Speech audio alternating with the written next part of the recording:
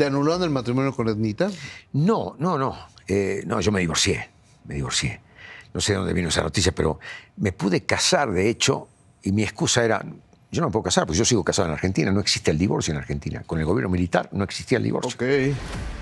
Y no pasa que un juez de Salta, amigo de mi familia, el primer caso que se da en Argentina de un divorcio realizado en juzgado es el mío.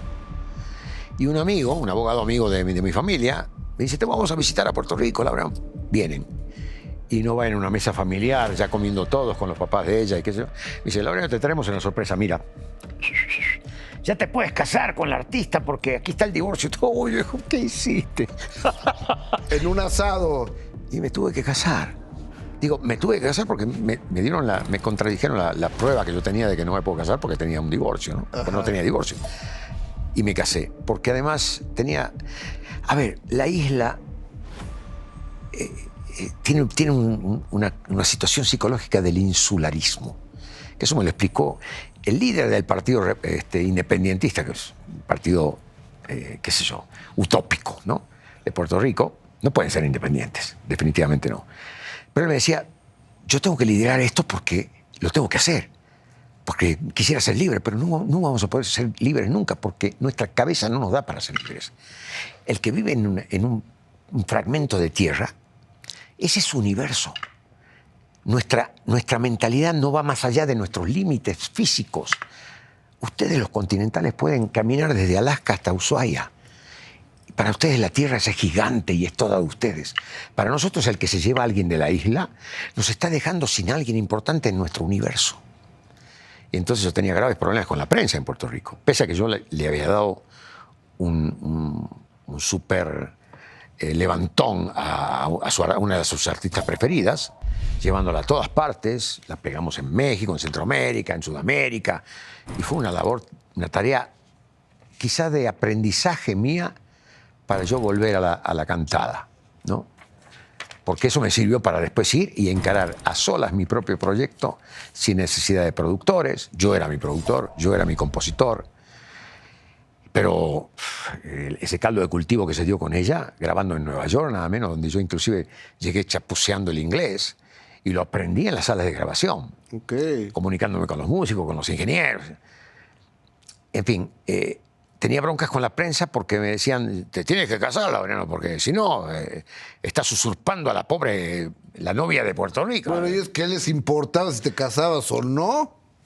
¿Qué les importaba a los de aquí cuando peleaban también por Angélica María y por Raúl Vale? O sea, se dan esos problemas. Sí, y los medios, la prensa, dicen, este tipo que viene a colgarse de la... A ver, yo no me colgué de nadie. Yo llegué con una maleta de Puerto Rico y me fui con una maleta.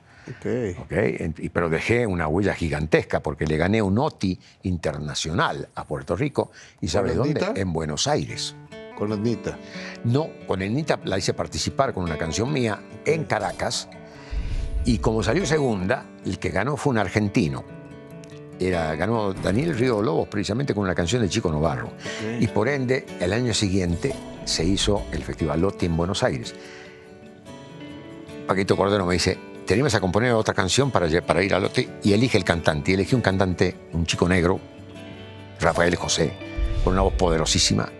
Y fue muy chistoso porque tanto Jorge Calandrelli, el gran director, conmigo nos fuimos a Buenos Aires. Y en el Teatro San Martín, enfrente de la Sinfónica, que me conocían todos ahí. ¿Qué hacen ustedes acá? Representando a Puerto Rico. Venimos representando a Puerto Rico. Y nos ganamos el Festival Internacional, que es un festival de canciones. Aquí se lo encargo de otra manera. Aquí se lo encargo de otra manera. Aquí se usó el Festival Nacional para hacer ídolos. Cosa que está muy bien hecha. Porque a través de... Eso lo hizo Raúl Velasco. Claro, la exposición era tan grande y era tan inflado todo el tema local, que ya después quien ganara en la internacional no importaba, ya aquí se había dado el gran festival y ya habían salido ídolos nuevos. Pero la realidad del festival es que es un festival de canciones. Claro. No es para crear artistas.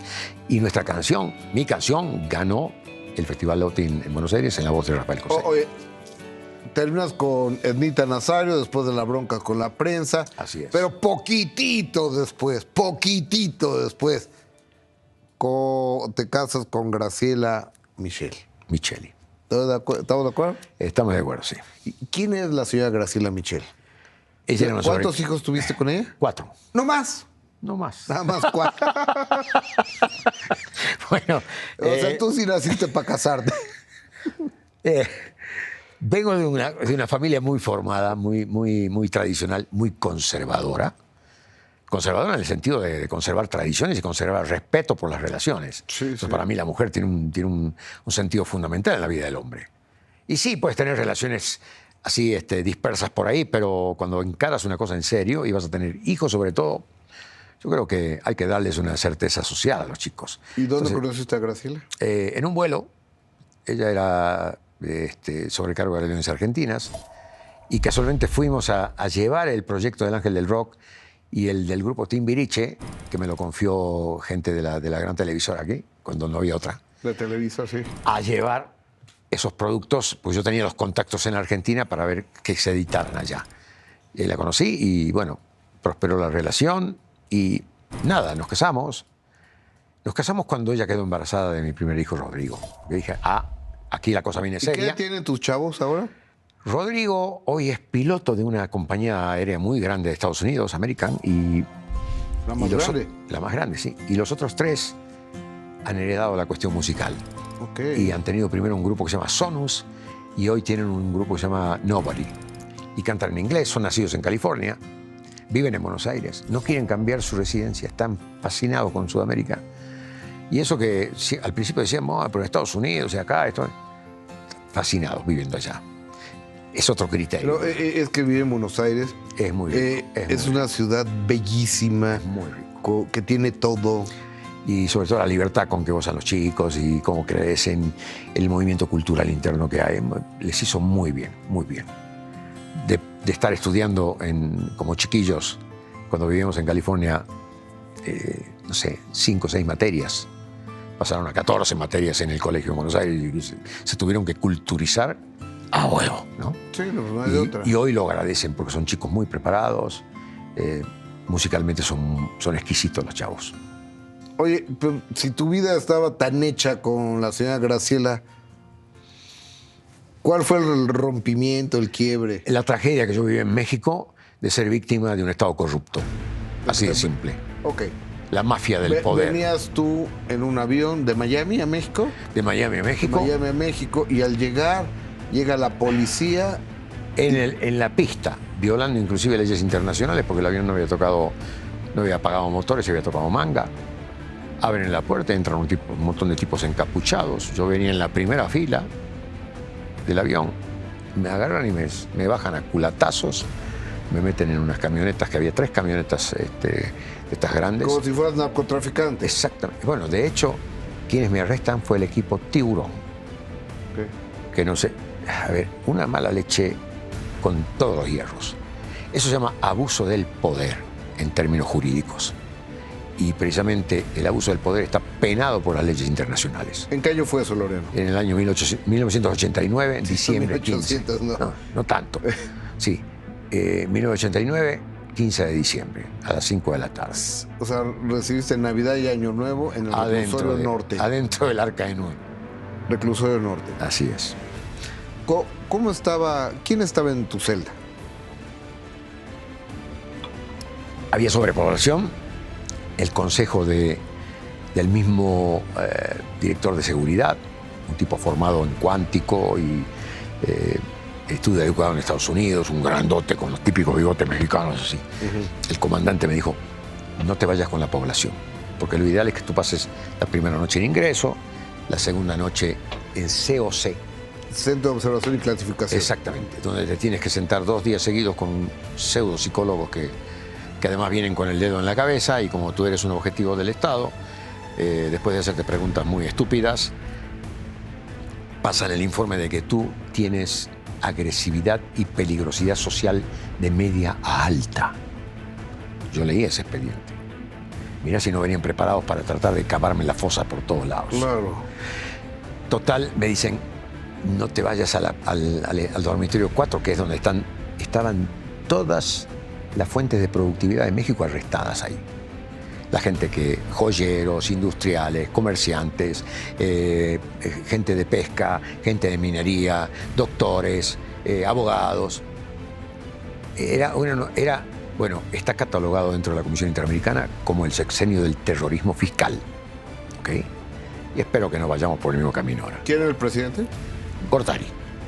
Carlos Salinas de Gortari. Sí. Que para proponer el tema de la globalización, bueno, le dijeron cobra impuestos. Y sí, pero salió con un fusil a cobrar impuestos. Y en ese sentido se dice que cobra con Milei. Él odia el impuesto. La misma palabra te lo dice.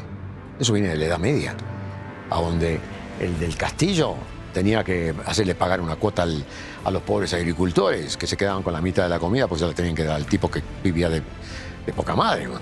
Entonces, la mía palabra, yo entiendo de que se debe pagar el mínimo impositivo para que el gobierno tenga cómo realizar las obras naturales, que son 4 pilares, ¿eh? Seguridad, la tenemos. Educación, la tenemos. Salud, la tenemos. Vivienda. Si tú no le das esas 4 patas de la mesa al pueblo, no estás cumpliendo con la tarea de cobrar impuestos, porque ¿dónde va esa lana? El Estado no tiene dinero. El Estado es un ente abstracto, a donde se insertan personajes que con discursos bien pensados logran la hegemonía popular. Ah, el pueblo viene a salvar. Ok. Y una vez que tienen el bastón de mando, empieza el ataque a los de productividad. Y además crean la animosidad de que el que produce es enemigo del empleado. Y crean un montón de polarizaciones absurdas. Y esto ha venido a colación de que en los últimos... Déjame entrar en este tema muy chiquitito nada más, no te quiero robar tiempo. Hubo un proyecto, el Proyecto 2030 de la ONU. Los organismos internacionales no sirven para nada hoy. Y nos asombra pensar que a veces grandes potencias nos queremos salir de la ONU. La OEA no sirve. Tienen razón. Yo tengo mi caso en la OEA ganado con 2 sentencias desde 2019. Hasta ahora no gozo de la mínima voluntad jurídica y política del Estado para resarcir. Y lo tienen que hacer porque el caso no está cerrado. Llevo 35 años. Pero vas al Proyecto 2030 que incluyó todas estas alternativas de inclusión que destrozaron a los países.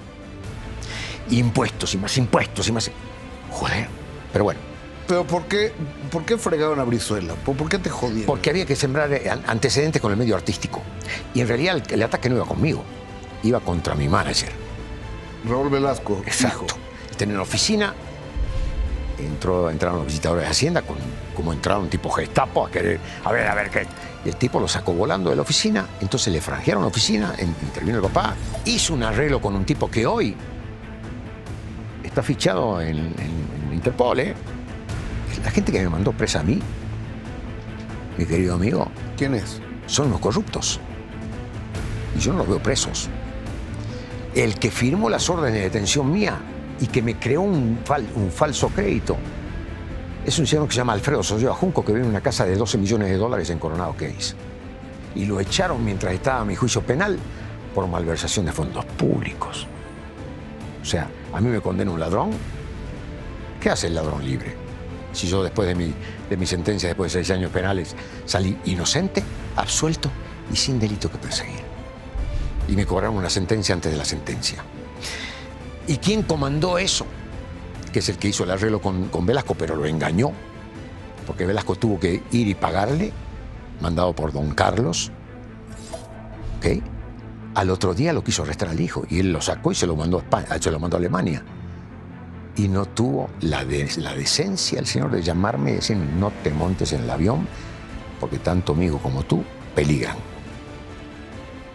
Eso no sé. Te dejó muy solo. Me sirvió en bandeja de plata a cambio del hijo. Oye, ¿y cómo fue? Esa es la realidad, ¿eh? Por ahí escuché otras versiones, pero esta es la versión real. ¿Cómo? ¿Cómo fue la estancia en el Reclusorio Norte? Oh, maravilloso, es un camping de... A ver. Ha de haber sido un infierno, Laureano, eso. ¿Quién te fue a ver? Digo, porque dicen que en la cárcel, muy pocos. Y en los hospitales donde se ven a los amigos, ¿no? Muy pocos. Eso me asombró. Y yo supuestamente era el nuevo amigo extranjero de mucha gente aquí. Emanuel se quejó públicamente. Lola Flores. ¿Emanuel fue a verte? No, no fue a verme, pero se quejó públicamente. Eso se agradece. El presidente Menem mandó una carta que no se la devolvieron y no le contestaron diciendo: eso se arregla en una mesa de negociaciones. Si es que hay delito, primero hay que comprobarlo. Señor presidente, usted no puede tener preso a un argentino así. Yo en ese momento entré inclusive con pasaporte americano. Pero claro, yo era el argentino de turno que había que golpear, ¿no? Ok. Sí fue Daniela, fue Laura Flores, fueron las Pandoras. Laurita Flores. A los 2 minutos de llegar ahí, y perdón la expresión, ¿no? Salieron vomitando por la energía que se vive adentro. La pérdida de libertad, y más para un tipo que nació con una premisa de que nada le puede coartar su libertad, porque así me educaron, es terrible, es terrible. La gente sale destrozada de ahí. ¿Cómo saliste? ¿Por qué saliste? ¿Quién te sacó? Se puede decir de todo aquí, ¿no? Salí por cojones. Pues porque además, lo que tú quieras. El que confrontó la realidad fue un gran amigo de Televisa, precisamente, que fue y le contó al dueño de Televisa la realidad. Te contaron una historia errónea. A Emilio le contó el Güero Burillo. Te contaron una mentira. Alejandro Murillo Escarga fue quien... Exactamente. Se lo agradezco infinitamente. Era un vicepresidente, uno de los dueños de Televisa. Que después renunció y no quiso meterse más en las cuestiones familiares. Pero en ese momento era un tipo muy pesado. Y el tigre dijo, ¿es real, Güero, lo que me dice? Sí. Aquí la víctima no es el conductor ni el hijito. No. El hijito dejó de pagar Hacienda. Y él es el responsable ante Gobernación de hacer los pagos. ¿Tuviste a Elton John después de su show o a Coldplay ir a hacer la cola en Hacienda para ver cuánto debo de la noche anterior? Eso no existe. Si te contratan en Argentina, te contrata un argentino que da fe que él va a dar la cara por cualquier cosa tuya.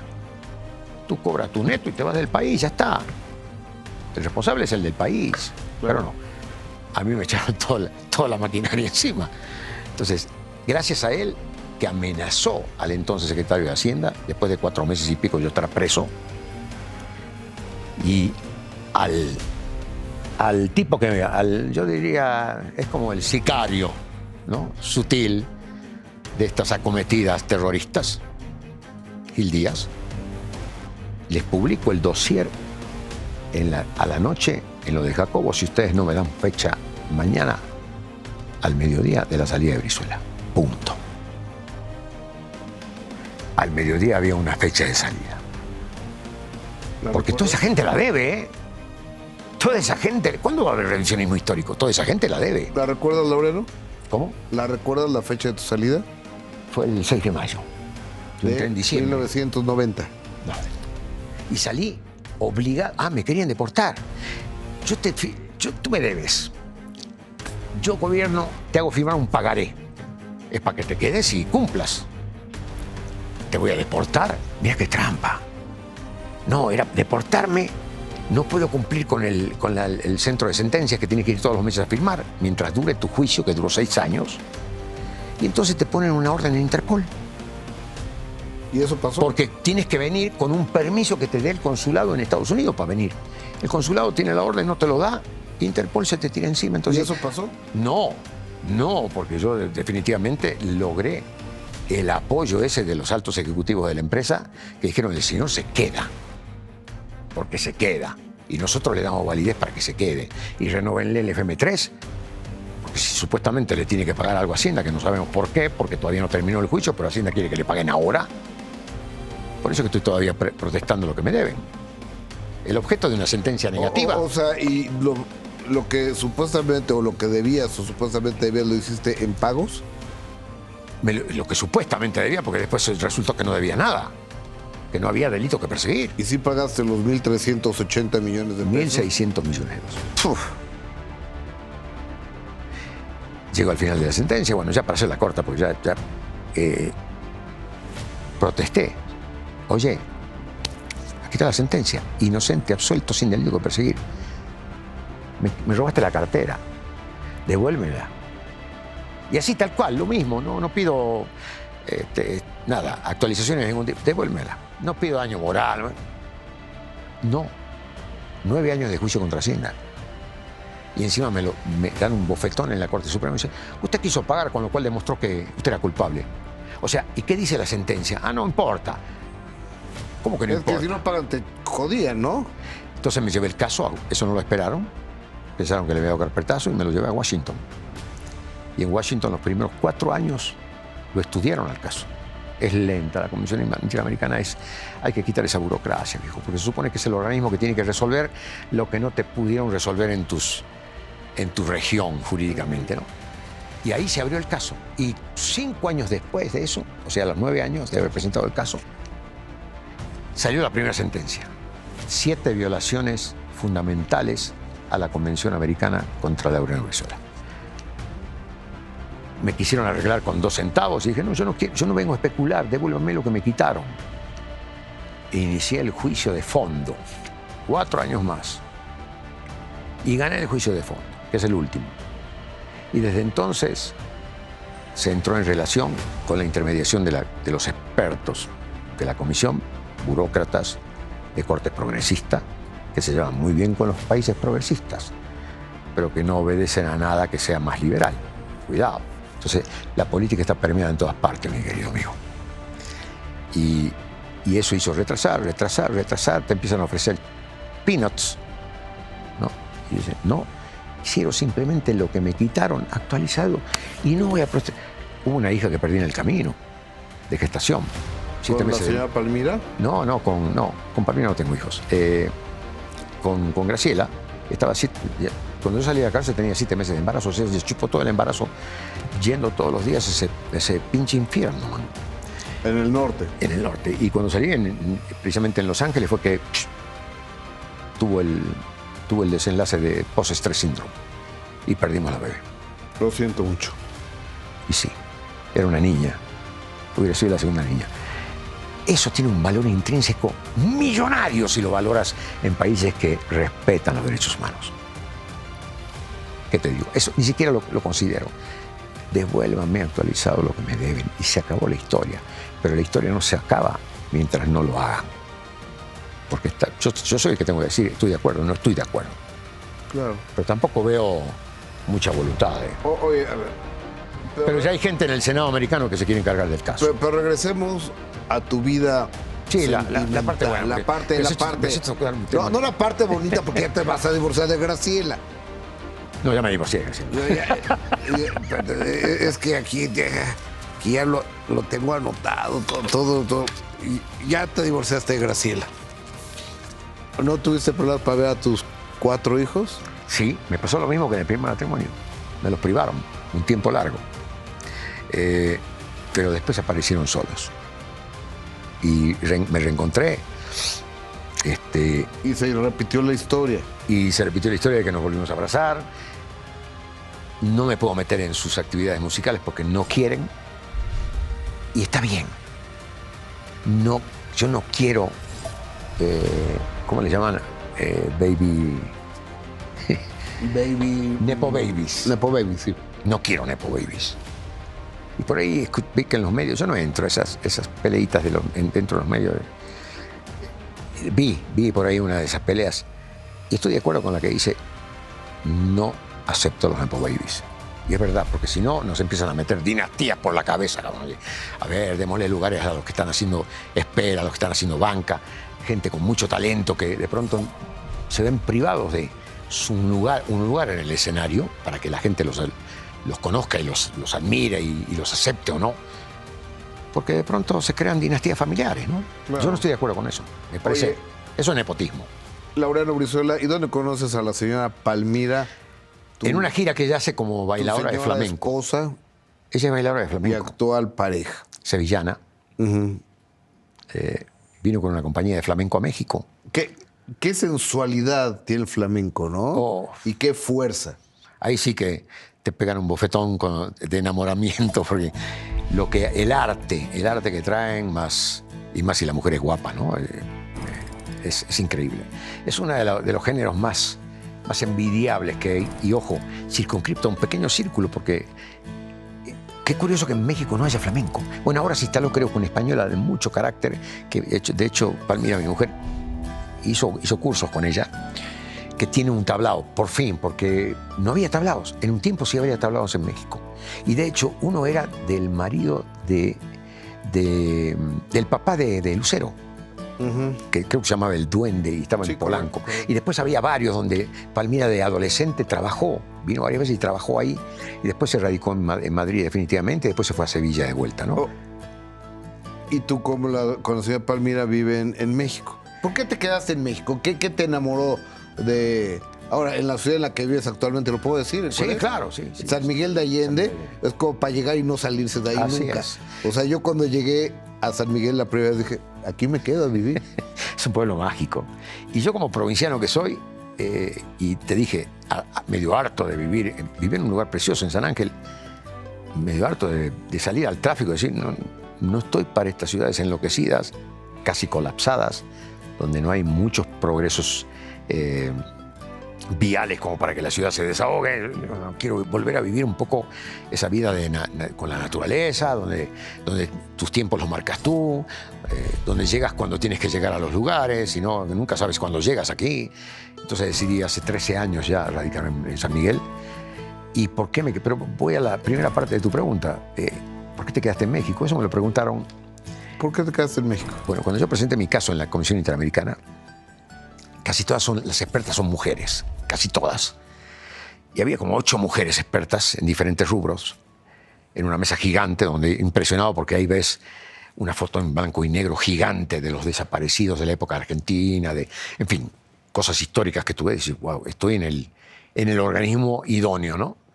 Y todas me preguntaron, después de lo que le hicieron, ¿por qué no se fue de ese país? Porque no fui de México, me preguntaron. Y yo les contesté una cosa en inglés, que al principio se miraron todos, después se carcajearon, se montaron de risa. Le dije, you know why? Because they fucked me and they never kissed me. Porque Sí. Así. Pero nunca me besaron. Lo puedes decir, ¿no? Total, el público está bastante grande. Porque me cogieron, pero nunca me besaron. Claro, me cogieron, pero no me dieron ni un besito. Entonces, estoy exigiendo el besito. Pero además yo el besito lo tenía con el público, que no tiene nada que ver con estos gángsters que me atacaron. Gángsters políticos de ocasión, ¿no? Como los hay en muchos lados. El público es otra cosa. Y tú vives... Mi casamiento es con la gente de México, no es con un político. Ángel del Rock, tú tienes y vives en el corazón de muchos de nosotros hace muchos años. Gracias por esta nutrida entrevista donde tocamos puntos que espero que al público, pero a mí me hicieron aprender mucho más y respetarte y admirarte más de lo que te respeto y te admiro. Porque qué tipo tan culto, Brizuela. Bueno, muchas gracias. Tuvimos un pequeño breviario de química, de física. De política. Y de política, ojo. De historia y geografía. Yo someto a la audiencia a que se metan un poquito más intensamente dentro de este fenómeno geopolítico que está ocupando a todo Occidente. Es un fenómeno real, es un fenómeno de cambio, ¿ok? Ténganlo en cuenta. No es gratuito que hayan aparecido luces así contradictorias, que a lo mejor los modos no nos gustan, pero hay que mirar el fondo, no los modos. Y porque además muchos de ellos no son políticos. Cuidado. Claro. Si me preguntas si yo creo en los políticos, te diría que no. El peor drama de mi vida me lo ocasionaron los políticos a mí. ¿Cómo voy a confiar en un político? No. Entonces, bueno, eso pero crees en el público. ¿Cómo? Crees en el público. El público es el pueblo. El pueblo es el que hace las naciones. Crees en la música. Crees en el amor. Empleados del pueblo. No nos equivoquemos.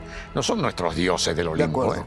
De acuerdo. Laureano Brizuela, gracias, hermano, por estar muchas aquí. Gracias, de verdad. Es un placer siempre. Y nos vemos el capítulo 2. Con el favor de Dios. El 3 porque es el segundo minuto que hacemos. Sí, señor, ya sé. El tercero. Él es Laureano Brizuela. Yo soy Gustavo Adolfo Infante. Si Dios nos presta vida, ¿eres católico o qué religión tienes? Soy católico, apostólico, romano, nacido en un seno así, pero soy un libre pensador.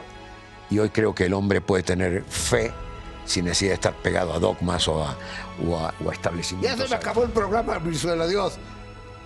Eres Laureano Brizuela y soy Gustavo Adolfo Infante, siendo nuestra estabilidad y usted, su presencia. Nos encontramos la próxima semana, mismo horario, mismo canal, con otro minuto que cambió mi destino sin censura. Muy buenas noches, muchas gracias. Gracias, mi hermano. Bravo.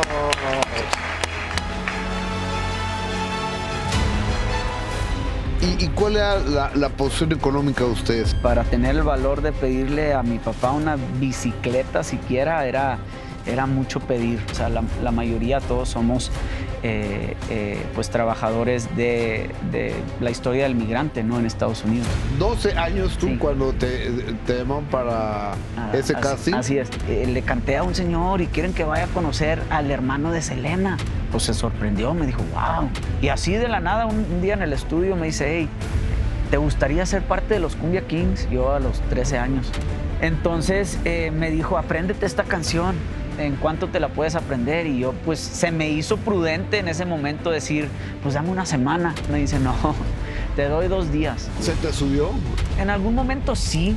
¿Cuáles fueron los momentos más oscuros en Cumbia Kings? Fue cuando empezaron a tener sus diferencias Cruz y Avi. Cruz y Avi, sin duda, porque ya en la última época de los conciertos que hice con Cumbia Kings, Avi ya no estaba presente. En las mañanas cuando me despierto, que no estoy pensando en otra cosa, en echarme un trago, o empiezo a temblar porque no he tomado en 3 días o 2 días, no siento tener ese problema. ¿Y tienes alguna restricción para manejar en Estados Unidos? Tendré que defenderme otra vez ante una corte y se hará pues lo necesario, ¿no? Y cumpliré con todo lo necesario, como debe de ser.